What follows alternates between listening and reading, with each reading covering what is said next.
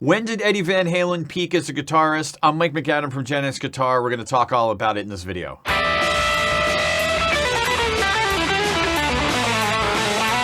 Okay, so this is a pretty loaded question because you can make an argument that Eddie Van Halen's peak as a guitarist was his entire career.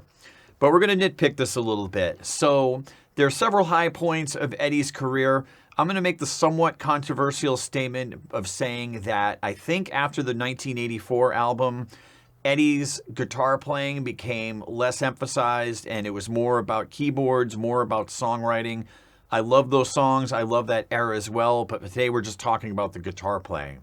So for a lot of people, the high water mark of Eddie's playing is the first album. Because you can make an argument that was the rawest tone he ever had, the rawest playing. It was just absolutely nuts on that album. So I'm going to make the argument here that it's 1981, around the Fair Warning era, where Eddie had peaked as a guitar player.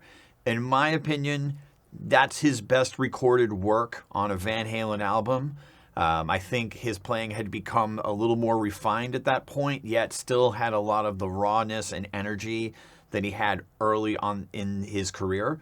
I also think that's the best tone he ever recorded on a record. I think even after that record, Diver Down, I don't know, it was because most of the songs were tuned in standard tuning, or supposedly he used a Floyd Rose on his guitar after that, but something with the guitar sound and some of the material wasn't quite as good. You can make an argument that even on Diver Down, like things like Cathedral or Little Guitars, like some new moments of things that you'd never heard him do before, or maybe kind of riding in the vapor trails of things he'd done in 1980, 81. Hey, sorry to interrupt this awesome video, but we did want to ask, if you're enjoying this content, please leave us a thumbs up. We'd really appreciate it. Recently, there have been a lot of clips coming out of unreleased Van Halen songs, which I wish they would officially release. But if you get a chance to check these out, a lot of these are recorded in, 79, 1980, and his playing is just burning at that point. You really hear him developing a lot of new ideas. If you hear a lot of the live stuff from 1981, it's really just him at his peak. I think that is the best era of his playing. Like I said, there are other moments. I think especially the Live Without a Net video, his tone is fantastic on that. But it's more refined. It's not as raw and as out of control as it was early on in his career.